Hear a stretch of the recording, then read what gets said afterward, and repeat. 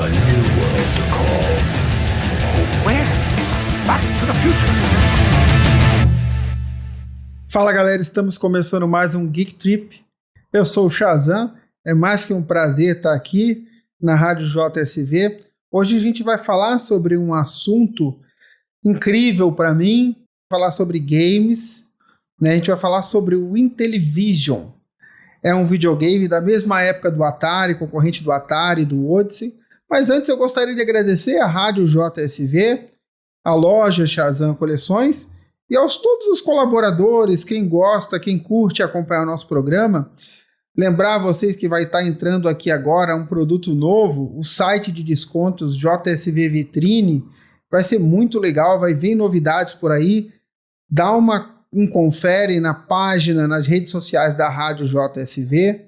Tá no YouTube, no Facebook, no Instagram, no site oficial da rádio, www.jsv.com.br. Todas as mídias vão ter o nosso próximo produto lá, que vai ser o JSV Vitrine.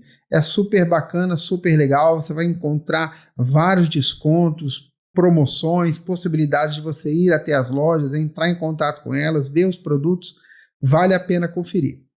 Mas sem enrolação, vamos falar sobre o nosso assunto principal, a pérola de hoje, uma joia rara, um videogame à frente do seu tempo.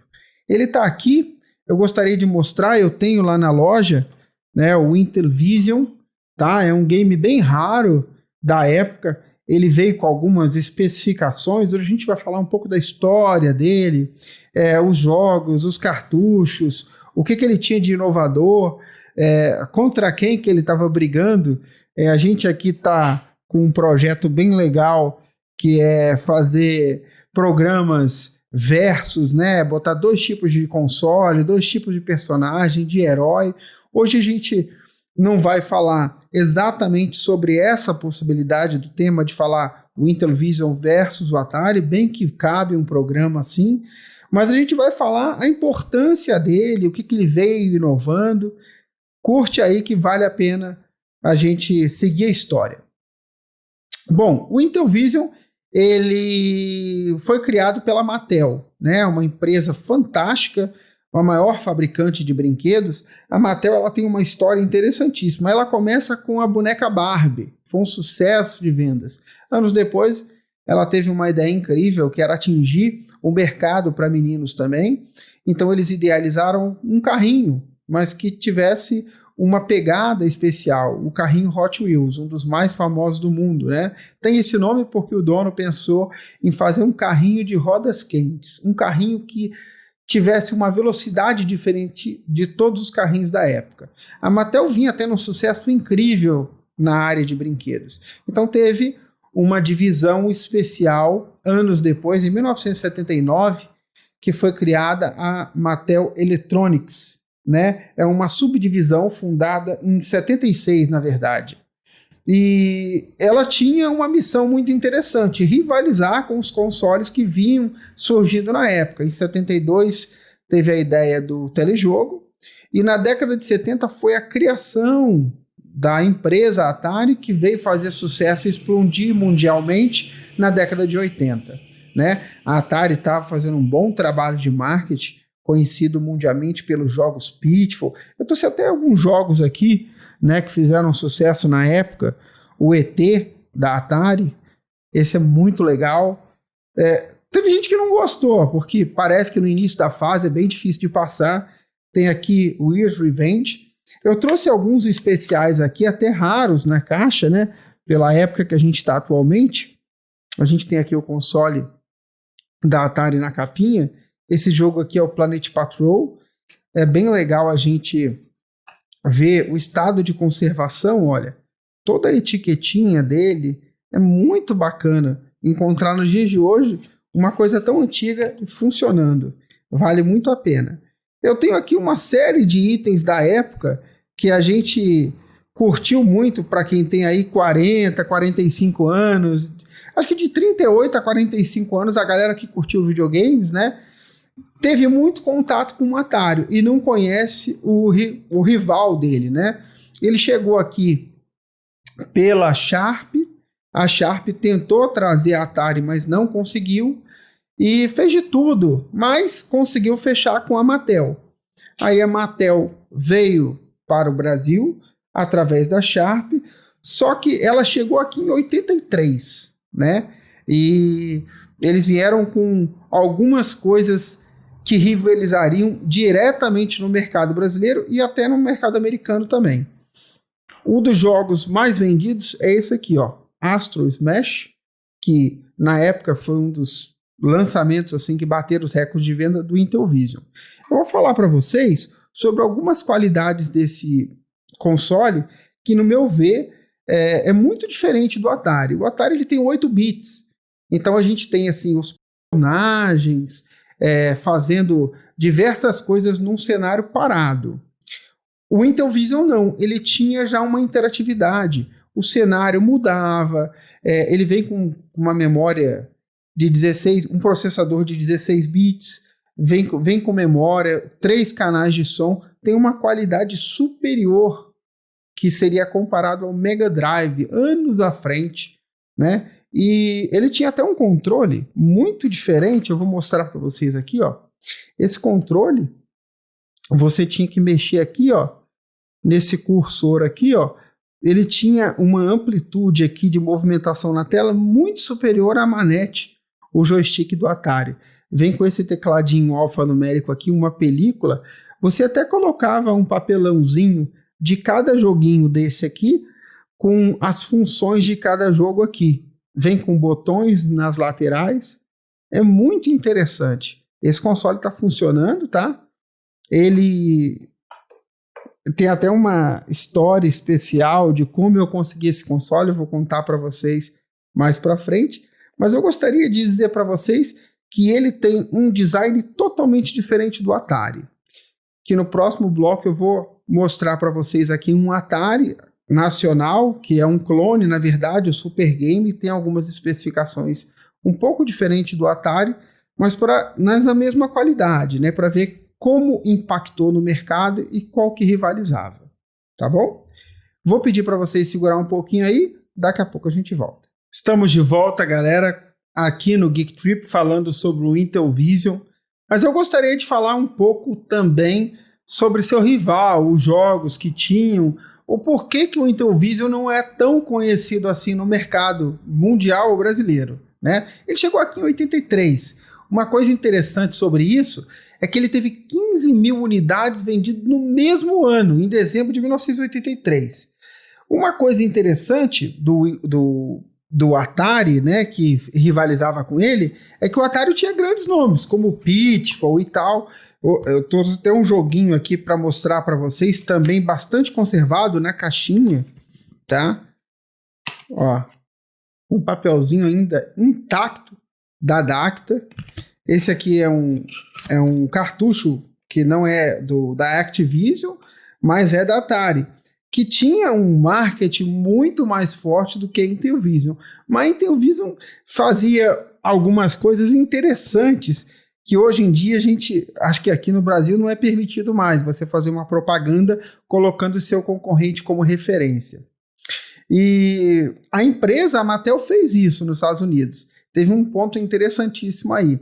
Ela colocou uma televisão, e em cima da TV ela colocou um Atari, mostrando um jogo, lá vamos supor o Galaxy, o Mega Mania, a qualidade dele, e colocou o mesmo jogo, só que diferente, dentro do Intellivision, um jogo similar, mostrando a qualidade do videogame, como ele era superior.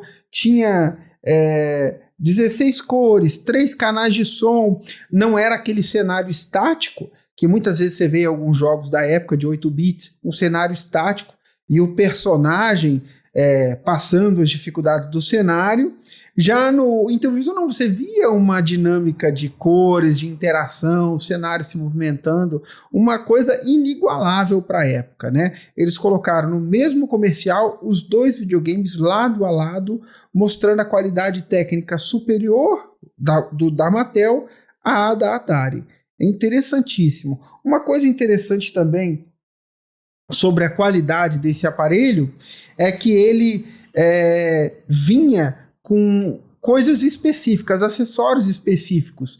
Ele tinha um teclado que essa proposta era transformar o videogame num computador. Isso ninguém podia imaginar na época. Olha, só para vocês terem uma ideia, eles chamaram um ator muito conhecido de um filme muito conhecido na época para fazer uma propaganda de um jogo também interessantíssimo. Para quem curte RPG e jogos de tabuleiro hoje em dia, que curte jogar Dungeons & Dragons, né? Tem até o desenho Caverna do Dragão, que é baseado no RPG, não sabe que foi feito um jogo de aventura para o Intellivision Dungeons & Dragons. É interessante, não chega a ser um RPG, é um jogo de aventura. E você está dentro de um labirinto com um arqueiro, vai com uma flecha, matando os monstros, os personagens, passando as dificuldades. E o labirinto até lembra um pouquinho o Adventure da Atari. Mas eles chamaram esse ator aqui, ó, que fez o ET. Agora me falhou a memória. Acho que era o Elliot no filme do ET. Era esse o nome do personagem. E ele fez propaganda para a Intellivision e tá no cartucho da Atari também. Duas empresas concorrentes com referência ao mesmo ator, referência ao período. Ele falava sobre o RPG, que era o jogo de aventura, Dungeons & Dragons, chamando as pessoas para conhecer o Intellivision. É interessantíssimo essa referência. O mesmo ator ou a mesma referência para os dois videogames. Há um acessório interessante também para esse videogame, que ele também criou um acessório adaptador, um módulo adaptador, que você podia colocar os cartuchos da Atari para jogar no Intellivision. Interessantíssimo também. Ele tinha até um modulador de voz, um sintetizador, que você colocava nele com um jogo específico para sua voz sair lá modulada, sintetizada lá. Inovação pura na época, não tinha na Atari nem em outros videogames. O outro concorrente era o Odyssey, que também tinha uma qualidade inferior ao Intellivision. É bem interessante isso. Esse teclado que transformava ele em PC vinha com uma memória e vinha com um sistema operacional, o Executive RAM, e fazia dele. Só que eles tiveram alguns problemas no lançamento, atrasos, mas lá nos Estados Unidos tem um órgão que fiscalizava isso na época, que chegou a dar para a Mattel até $10 mil de multa por atraso e as pessoas não receberem os produtos. Isso foi uma grande dificuldade para a empresa também. Mais na frente, a empresa acabou até desistindo de dar continuidade no console por causa desse atraso. Isso é um outro período. Mas antes disso, a gente tem algumas coisas até interessantíssimas acontecendo dentro da Mattel que refletiram no lançamento do console. Outra coisa também que eu acho que é super bacana, né, do console do Intellivision é que mesmo depois da Mattel tendo dificuldade de continuar o projeto, o videogame chegou aqui, foi lançado nos Estados Unidos na década de 80, no início, em 1980 especificadamente, depois ele chega no Brasil em 83, em 84 ela começa a encerrar as atividades nos Estados Unidos. Então assim, infelizmente foi pouco tempo de sobrevida, no caso daquele período, ele sendo da Mattel. Mas ainda há uma sobrevida pós-Mattel. A Mattel, antes de desistir do projeto, fez um outro console, um pouco menor, o Intellivision 2, tentando alavancar um pouco as vendas e não sair no prejuízo, mas esse console também não durou muito. Ele inicialmente foi vendido por $150, e depois, no final daquele mesmo ano, chegou a $69. Ou seja, foi um prejuízo ruim para a empresa. Um dos executivos de marketing até tentou pegar o projeto e comprou toda a divisão de eletrônicos da Mattel para continuar com a parte de game ao longo desse período. E ele teve uma sobrevida, juntou toda a equipe até 1990. Ou seja, aí você encontra jogos ainda para ele durante o período de 80 a 90 com uma outra empresa. A empresa mudou até de nome. Ela se tornou, acho que, InTV Corporation. Acho que é esse o nome, se não me falha a memória. Para continuar lançando jogos no mercado. Agora, no próximo bloco, eu vou contar algumas curiosidades que ocorreram durante esse período dos dois consoles, tanto do Intellivision quanto do Atari, dando ênfase ao Intellivision. Segura aí, galera, a gente já volta. Fala, galera, estamos de volta no Geek Trip, hoje falando sobre o Intellivision, também citamos o Atari, falamos sobre o Odyssey e seus concorrentes do período na época. Eu gostaria de vir nesse bloco falando duas coisas muito interessantes sobre o aparelho. Primeiro, sobre suas características técnicas, o valor que foi lançado na época, sua importância hoje em dia, quanto ele está valendo, como é que você na sua casa poderia estar admirando um console assim e como é que ele chegou até mim. É uma coisa muito interessante. Primeiro, vamos falar sobre algumas características técnicas. Deixa eu pegar a minha cola aqui. Bom, é uma CPU, tá? Com microprocessador GI1610 da General Instrument, 16 bits, né? Ele é ligeiramente inferior a 1 MHz, mas para a época ele era muito avançado. O sistema operacional dele interno, o ROM, de 4 bytes, tá? É o Standard Television Interface Chip, ele é da General Instruments, o RAM dele é de 3.9600 da General Instruments também, o chip de som, que é aquele com 3 canais que eu já citei anteriormente, 2 controles manuais, que são esses controles aqui, que são destacáveis, ele vem acoplado ao console, tá? Com 4 botões em cada lado. Vou mostrar novamente aqui para a galera. Vem 2 botões aqui e 2 aqui, com um direcional que ele não atingia só os 8, no caso os 4 lados e os horizontais, os diagonais no caso, ele tinha rotações também interessantíssimas que você podia usar ele, né? É um aparelho que tem um design muito diferente para a época. Outra, ele tinha 16 cores de imagem na televisão, suporta até 8 objetos simultâneos na tela. Foi aquilo que eu falei anteriormente, de que não era só o bonequinho ou a nave que se mexia, o cenário também tinha uma evolução, tinha movimentos simultâneos, né? E ele funciona com cartuchos externos. Eu trouxe aqui 4 cartuchos que eu consegui com o console quando eu adquiri ele. Ó, Triple Action. Esse daqui é o Shark, o Burger Time e o Astro Mesh, que foi sucesso de vendas na época. Fora essas qualidades técnicas, ele também teve acessórios que foram o teclado musical para um jogo de música, teve uma caixa sintetizador de voz para você fazer uma voz diferente no jogo. Ele vinha também com um teclado e do lado do teclado um compartimento que você acoplava um cartucho cassete para um download, que na época não tinha internet, né? Década de 80 ainda não tinha esse serviço, mas os jogos vinham pela TV a cabo, cara. Então era muito legal isso na época.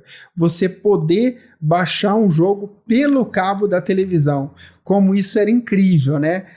Isso era inovação total, coisa que a Atari ou a Odyssey não tinham, né? Essa evolução do console. Fora as qualidades técnicas e as características, eu gostaria de falar a história de como eu adquiri esse console. Um belo dia eu estava na loja, eu e meu filho, e era uma tarde onde eu não tinha muitos clientes, não estava atendendo muitos clientes, não tinha muitos clientes marcados também para ir na loja. E como eu costumo falar que eu sou uma espécie assim de trato feito brasileiro, né? Rick Harrison. A gente nunca sabe o que vai entrar pela porta. Naquele dia, o Intellivision não entrou pela porta. Um senhor me ligou, falou comigo: olha, Shazam, eu sei que você trabalha com antiguidades, videogames, e eu acho que eu tenho aqui no fundo da casa uns videogames antigos. Você não gostaria de vir aqui?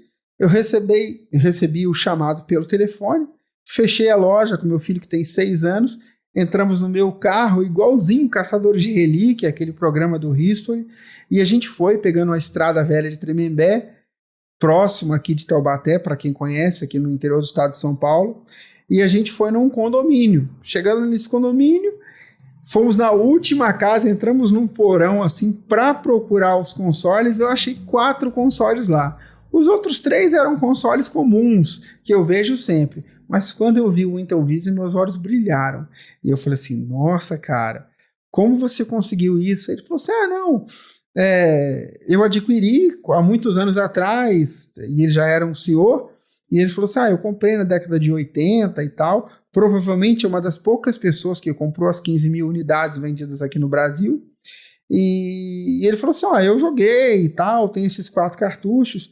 Aí ele, que na época funcionava, mas que ele não ligava há muitos anos, né?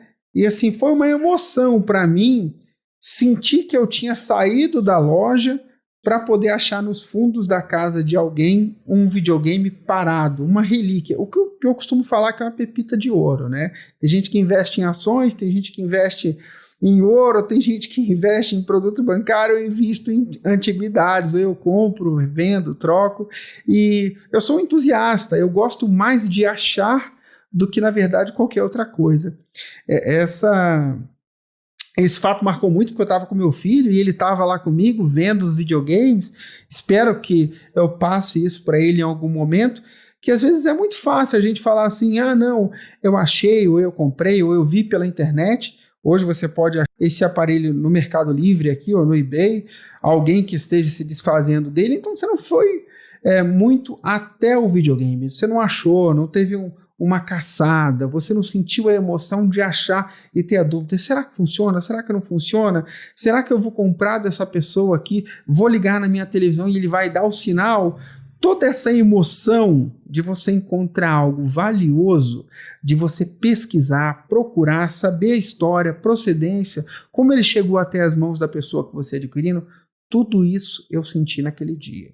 E eu tenho diversas histórias que eu gostaria de compartilhar com todos, de diversos produtos diferentes que a gente tem na loja e que eu quero estar mostrando aqui no programa Geek Trip, a importância de você às vezes sair da zona de conforto, conhecer o mundo. Eu acho que esse momento é um momento que a gente está em casa, aí você na sua casa, sentindo falta de desbravar o mundo, e na hora que esse período passar da quarentena e que a gente poder haver uma normalização de forma geral, em que você dê valor a esses momentos com a família, dê valor a esses momentos com você e possa ver a importância de estar vivenciando isso. No meu caso, lá na loja, eu sempre sinto isso quando alguém leva uma coisa antiga para mim, um brinquedo, um videogame, mas nesse dia em especial, essa história, eu estava lá com o meu filho.